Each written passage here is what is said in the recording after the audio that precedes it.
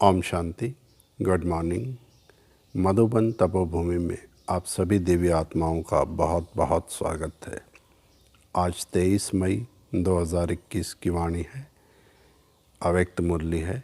मुरली की revise date है 6 जनवरी 1988। मुरली का हेडिंग है दिल के ज्ञानी तथा स्नेही बनो और लीकेज को बंद करो। दिल के ज्ञानी तथा स्नेही बनो और लीकेज को बंद करो। आज की पूरी वाणी बाबा ने स्नेह पर चलाई है। स्नेह, दिल का सच्चा स्नेह। तो आइए थोड़ा बाबा की इस अव्यक्त वाणी पर चर्चा करते हैं। बाबा कह रहे हैं, आज स्नेह के सागर बाप दादा अपने स्नेही बच्चों से मिलने के लिए आए हैं। यह रूहानी स्नेह, परमात्मा स्नेह, निस्वार्थ सच्चा स्नेह है। सच्चे दिल का स्नेह बाप व सर्व आत्माओं को सारा कल्प स्नेही बना देता है, क्योंकि परमात्मा स्नेह आत्मिक स्नेह है, अविनाशी स्नेह है। यह रूहानी स्नेह ब्राह्मण जीवन का फाउंडेशन है। रूहानी स्नेह का अनुभव नहीं तो ब्राह्मण जीवन का सच्चा आनंद नहीं। परमात्मा स्नेह कैसी भी पतित आत्मा को परिवर्तन करने का चुंबक है। बड़ी सुंदर बात बाबा ने बताई। परमात्मा स्नेह किसी भी पतित आत्मा को परिवर्तन करने का चुंबक है। बाबा ने हम सब आत्माओं को कैसे अपना बनाया? सच्चे स्नेह से, सच्चा प्यार देकर, क्योंकि स्नेह आत्मा की ही एक क्वालिटी है। बाबा, यूँ तो बाबा निराकार हैं, मगर बाबा ने हमें वो स्नेह दिया जो हमें इस लौकिक दुनिया में कहीं भी प्राप्त नहीं हुआ। इसीलिए हम सब कुछ निछावर करके बाबा के बन गए। तो बाबा यही कह रहे हैं कि परमात्मा प्रेम वो चुंबक है जो किसी भी पतित आत्मा को परिवर्तित कर सकता है। आगे बाबा बता रहे हैं, परमात्मा स्नेह दिल का सच्चा स्नेह है।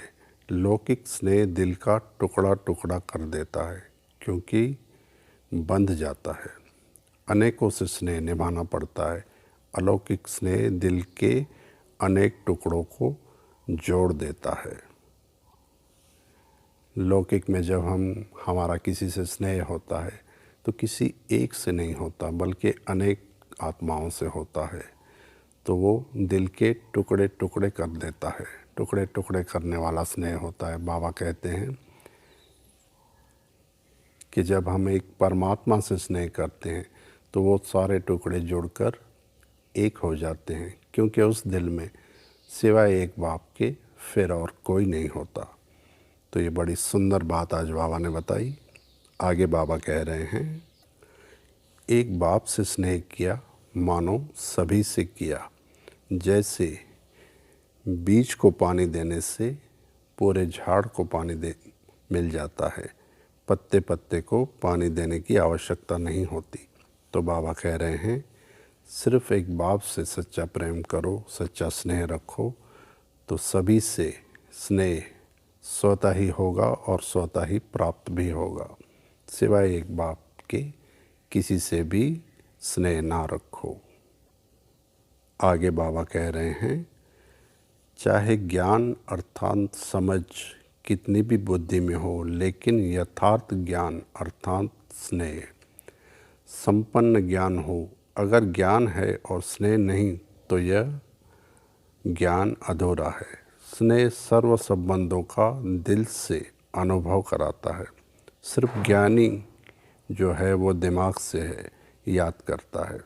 जो सिर्फ ज्ञानी है, बाबा कह रहे हैं, वो दिमाग से याद करते हैं, और जो स्नेही है वो दिल से याद करता है। ज्ञान यानी नॉलेज, और नॉलेज दिमाग तक सीमित होती है। जैसे हमें नॉलेज है कि हम कौन हैं, हम कहाँ के रहवासी हैं, हम कहाँ से आए हैं, हमारा पिता कौन है, हमने कितने जन्म लिए, ये सारी नॉलेज, ये सारा ज्ञान तो है, मगर वो बुद्धि में है, बुद्धि तक ही सीमित है। लेकिन अगर बाबा से स्नेह नहीं है तो ये ज्ञान यथार्थ ज्ञान नहीं है। बाबा यही कह रहे हैं। आगे बाबा बता रहे हैं, जिससे दिल का स्नेह होता है उससे चाहे कितनी भी बातें आ जाएं, उसमें क्यों और क्या नहीं आता। जैसे परवाना शमा के स्नेह में क्यों क्या नहीं करता बल्कि निछावर हो जाता है, वैसे ही परमात्मा स्नेही आत्माएं स्नेह में सदा समाई रहती हैं। दुनिया में भी हम देखते हैं जहाँ स्नेह होता है वहाँ क्यों क्या, राइट रॉन्ग कुछ नहीं होता, बस हम निछावर हो जाते हैं, समाये रहते हैं। जैसे आशिक माशूक भी होते हैं, तो जहाँ स्नेह होता है वहाँ तो कोई प्रश्न उठता ही नहीं है। तो बाबा यही कह रहे हैं कि जहाँ सच्चा स्नेह होता है वहाँ क्यों और क्या नहीं आता। अब एक परवाना, बाबा परवाने की मिसाल दे रहे हैं, वो ये नहीं सोचता कि मैं जल जाऊंगा, बस वो निछावर हो जाता है। तो ये है सच्चा स्नेह। तो क्या हमारा बाबा से ऐसा स्नेह है? बाबा पूछ रहे हैं।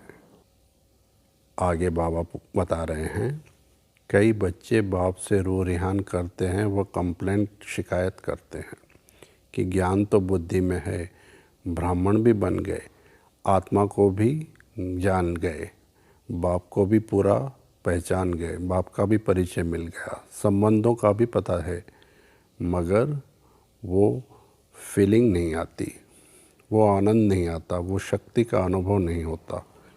क्यों? याद करने में मेहनत क्यों लगती है? वो खुशी क्यों नहीं होती? वो निरंतर याद क्यों नहीं रहती? तो इसका आंसर बाबा बता रहे हैं, क्योंकि ज्ञान सिर्फ दिमाग तक है, अभी दिल तक नहीं। दिल का सच्चा स्नेह नहीं है, दिमागी स्नेह है। मैं बच्चा हूँ, यह बाप है, यह दाता है, यह विधाता है, दिमागी, ये सब दिमागी ज्ञान है। लेकिन यह ज्ञान जब तक दिल में समा नहीं जाता तब तक इसे यथार्थ ज्ञान नहीं कहेंगे। बड़ी सुंदर बात बाबा ने ये बताई। आगे बाबा कह रहे हैं, दिल का स्नेह अगर नहीं है तो प्राप्ति का अनुभव नहीं होता, प्राप्ति नहीं दिखती, इसीलिए मेहनत लगती है। स्नेह अर्थात सर्व प्राप्तियाँ। जैसे हम बाबा से प्यार करते हैं, बाबा के स्नेह में समा जाते हैं, योग में हम बाबा से कनेक्ट हो जाते हैं, तो हमें स्वतः ही सर्व प्राप्तियों का अनुभव होता है और हमें अति इंद्रिय सुख का अनुभव होता है। और ये सब बिना स्नेह के संभव नहीं। तो आज बाबा ने पूरी मुरली स्नेह पर ही चलाई है। आगे बाबा बता रहे हैं, स्नेह ऐसी अनुभूति है तो अपने आप से पूछो कि बाप के साथ दिल का स्नेह है कि दिल में कोई लीकेज है। जहाँ लीकेज होता है तो क्या होता है? बाबा पूछ रहे हैं, जहाँ लीकेज होता है तो क्या होता है?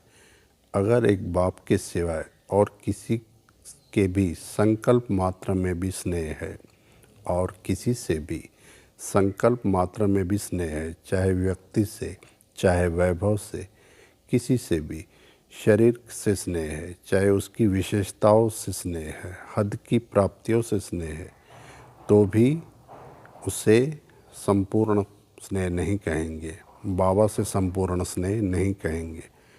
प्राप्ति कराने वाला कौन है? उसे जिससे कि हमें स्नेह हुआ है, जिससे कि हमें कोई प्राप्ति होने वाली है। तो वो प्राप्ति कराने वाला कौन है? बाबा पूछ रहे हैं तो बाबा ही। तो हमारा स्नेह किससे होना चाहिए? बाबा से होना चाहिए, ना कि उस व्यक्ति से या वस्तु से या वैभव से। तो बाबा ने आज ये बड़ी सुंदर बातें बताई। आगे बाबा बता रहे हैं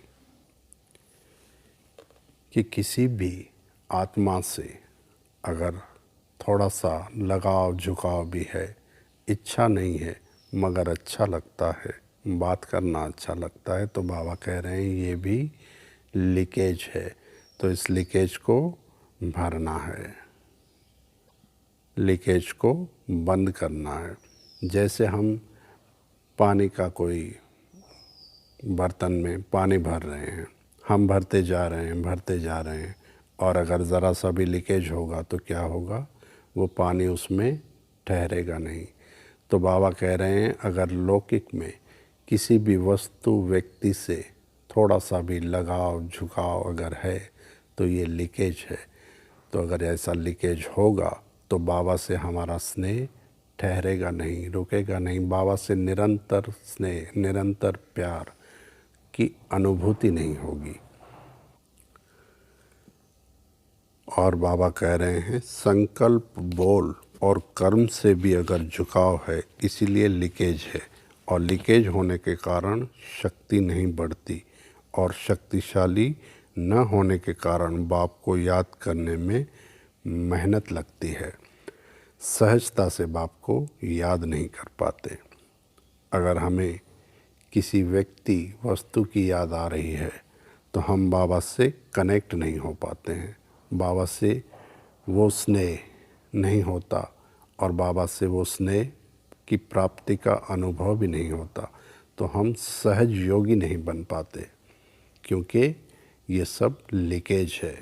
तो ये बड़ी सुंदर बात बाबा ने बताई। आगे बाबा बता रहे हैं वैभव के लगाव और झुकाव से सदा अपने को सेफ रखना है, नहीं तो बाप के स्नेही बनने की बजाय, सहज योगी बनने की बजाय कभी सहज योगी, कभी सहज योगी, कभी सहज वियोगी दोनों का अनुभव करते रहेंगे। कभी याद कभी फरियाद, ऐसी अनुभूति में रहेंगे, और कंप्लेंट कभी भी पूरी नहीं होगी। ऐसी आत्माएं कभी तृप्ति का अनुभव नहीं कर पाती, बाबा बता रहे हैं, जिनका किसी वस्तु व्यक्ति वैभव से लगाव झुकाव होता है। तो आज पूरी मुरली में बाबा ने यही कहा कि जो भी लीकेज है, यानी हमारा मन बुद्धि कहीं भी इधर उधर जा रहा है, तो ये सब लीकेज है, और इन लीकेज को बंद करना है, और हमें बाबा से सच्चा सच्चा स्नेह करना है, और बाबा से सर्व प्राप्तियों की अनुभूति हमें स्वतः ही होगी। आगे बाबा बता रहे हैं किसी से ईर्ष्या व घृणा भी हमें नहीं रखनी है, क्योंकि उसकी भी बार बार याद आती है, स्मृति आती है। बैठेंगे योग में, मान लेंगे कि मैं स्वदर्शन चक्रधारी हूँ, और चलेगा क्या, परदर्शन, पर चिंतन, इसने ऐसा किया, उसने वैसा किया। तो बाबा कह रहे हैं कि किसी से ईर्ष्या व घृणा, नफ़रत भी हमें मन में नहीं रखनी है, नहीं पालनी है। आगे बाबा बता रहे हैं पांडवों के बारे में। आज की मुरली में लास्ट में बाबा ने भी बात बताई है। पांडव सोचते हैं कि शक्तियों को चांस अच्छा मिलता है। मिसाल दी है बाबा ने दादियों की। दादियाँ बनना अच्छा है, लेकिन पांडव अगर प्लानिंग नहीं बनाएंगे, बुद्धि तो उनकी ही है, शक्तियाँ क्या करेंगी। अगर पांडव अच्छी अच्छी प्लानिंग नहीं बनाएंगे तो शक्तियाँ अकेले क्या करेंगी। तो बाबा आज शक्तियों के साथ पांडवों को भी आगे बढ़ा रहे हैं। आगे बाबा कह रहे हैं कि इस अंतिम जन्म में पांडव बनना क्या कम बात है। पांडवों की विशेषता तो ब्रह्मा बाबा के साथ ही थी। शक्तियों के बिना पांडव और पांडवों के बिना शक्तियाँ क्या करेंगी। चतुर्भुजा है ना, दो भुजा इनकी और दो भुजा उनकी।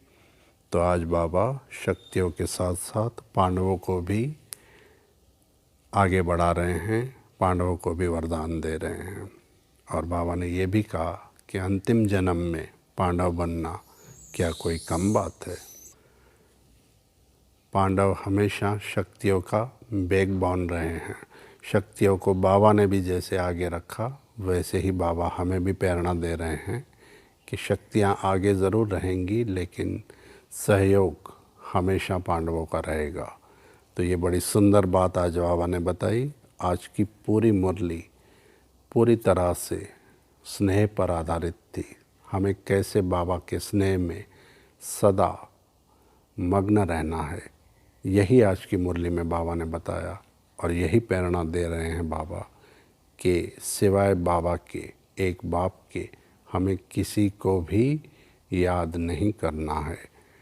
किसी से भी लगाव, झुकाव, ईर्ष्या, द्वेष, नफ़रत नहीं रखनी है।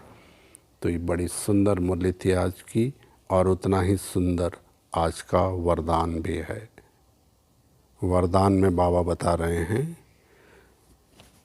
संकल्प वृत्ति स्मृति व्यर्थ को समाप्त करने वाले सच्चे ब्राह्मण संपूर्ण पवित्र भव। संकल्प वृत्ति और स्मृति से व्यर्थ को समाप्त करने वाले सच्चे ब्राह्मण संपूर्ण पवित्र भव। बड़ा ही सुंदर वरदान है, और उतना ही सुंदर आज का स्लोगन भी है। स्लोगन में बाबा बता रहे हैं, बाप के साथ को यूज़ करो तो कभी भी दिल शिकस्त नहीं होंगे। बाप के साथ को यूज़ करो तो कभी भी दिल शिकस्त नहीं होंगे। हम दिल शिकस्त क्यों होते हैं? क्योंकि बाप के साथ का अनुभव नहीं होता। अगर हमें हमेशा याद रहे, स्मृति रहे कि बाबा, हज़ारों भुजाओं वाला बाबा मेरे साथ है, ज्ञान सूर्य शिव बाबा स्वयं परमात्मा मेरे साथ है, तो क्या हम कभी दिल शिकस्त हो सकते हैं? कभी भी नहीं। तो ये बड़ा सुंदर स्लोगन आज बाबा ने दिया अभ्यास के लिए। तो यही था आज की अव्यक्त मुरली का सार, आज की अव्यक्त मुरली का मंथन। ओम शांति।